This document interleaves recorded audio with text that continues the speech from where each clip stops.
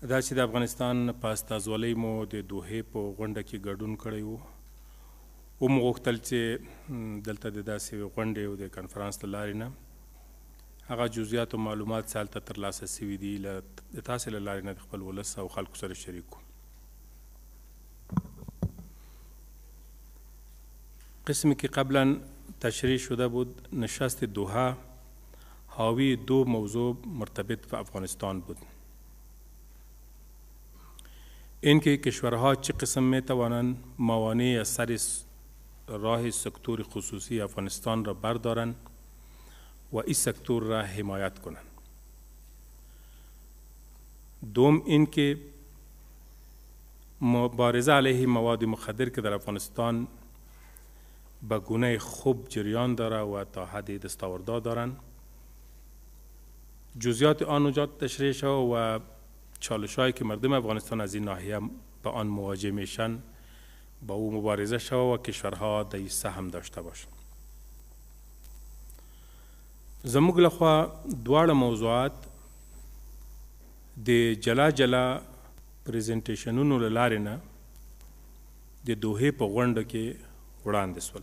د دوحې غونډه دوه ورځې جریان درلود. یوه ورځ د هیوادونو استازو خپلې ویناوې واورولې د موضوع په ارتباط او د افغانستان په ارتباط په کې د افغانستان موقف هم د افغانستان هیئت لخوا نه ښکاره سو.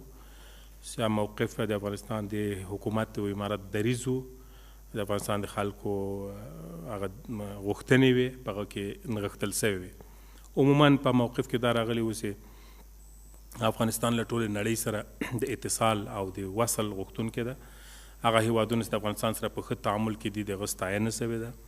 هغه هیوادونه چې لا تعامل ته نه دي راغلي هغو ته دعوت ورکړل شو چې باید تعامل ته راسي.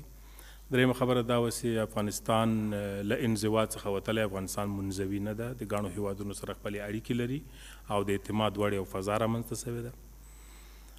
موضوع چهارم جایی بود که امارت اسلامی افغانستان با کشورهایی که رابط سفارتی داره به گونه خوب تانسته رابط را مدیریت کنه، بخصوص در عرصه تجارت و ترانزیت و داد و گرفت که برای افغانستان هم مهم است و برای کشورها هم مهم است.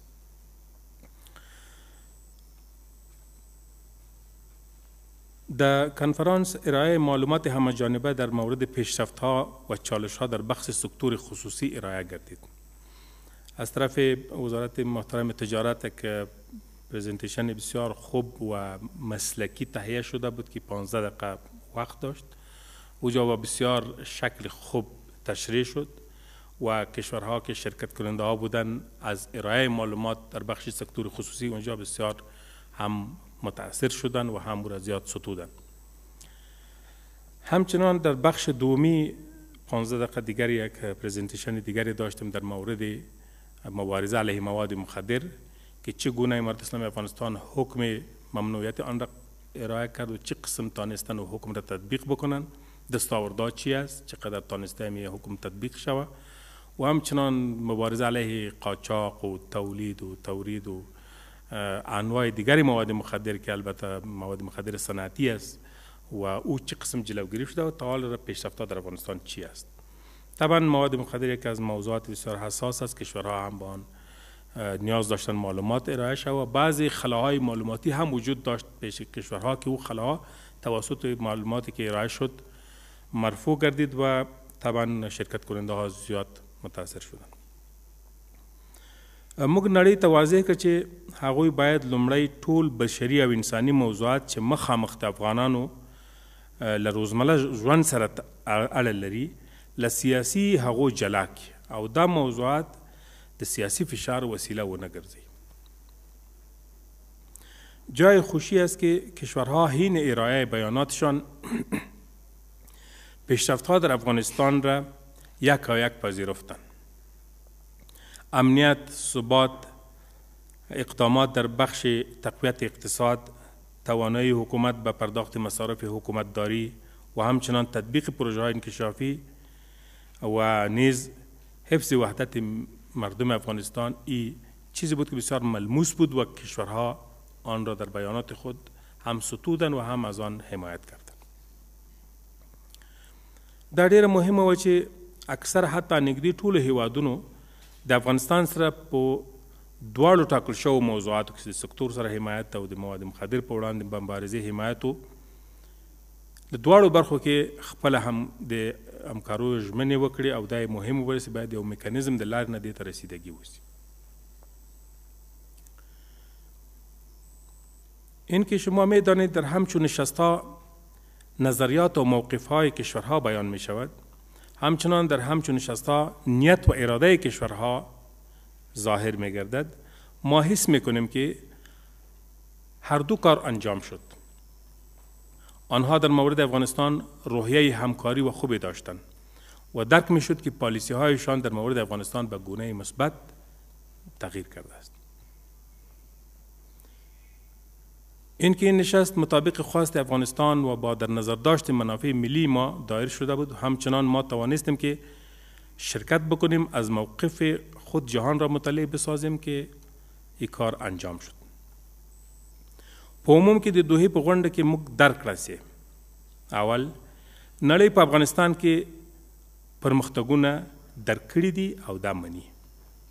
دوهم رامنځته شوی چې درک رامنځته شوی دی چې هیوادونه باید د فاصلې پر ځای له افغانستان سره نږدې سي، ځکه فاصلې ګټه نه ده کړې، نور باید د نزدېکت لارې چارې ولټول شي.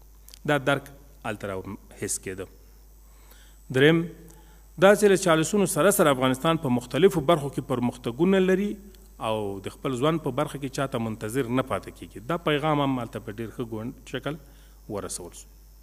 څلورم داسې تجارتي او بشري موضوعات باید له سیاسي هغو جلا وي. نړیوالو په دې باندې درک یې کړی و چې دا مهمه موضوع ده، باید دا جلا شي. پنځم داسې په سیمه ییزه کچه افغانستان د هیوادونو سره د همکارۍ یوه ښه روحیه رامنځته کړې ده او په دې سره موږ توانېدلي چې الحمدلله افغانستان له انزوا نه وتلی په تجارتي او مختلفو برخو کې موږ د نږدې او د سیمې د هیوادونو سره همسایه هیوادونو سره او د نړۍ له مهمو هیوادونو سره د اړیکو په یو ډېر ښه حالت کې یو. شپږم دا چې د فشارونو او بندیزونو سیاستونه نور نتیجه نه ورکوي او باید رغل د تعامل لاره خلاصه کړي. موږ دا شی په دغه ټول مجلس کې حس کړ. په عموم کې غونډې د افغانستان په ګټه تمامه سوه او بل دا اوسې داسې په راتلونکي کې به بیا څه رقم اقدامات کېږي د ملګرو ملتونو سازمان پورې اړه لري، خو افغانان چې څه پیغام لري هغه دا دی چې کومه ناسته کوم برنامه چې په افغانستان کې د افغانستان په اړه باندې په نړیواله سطحه دایریږي او د افغانستان د خلکو استقلال، حاکمیت او هغه ملي ګټې په نظر کې نیول کېږي، افغانستان آماده دی چې په دې کې شرکت وکړي، فعال حضور ولري، خپل موقف څرګند کړي او د نړیوال عمومي غږ سره خپل غږ هماهنګ کړي او ودرېږي او همکاره واوسي.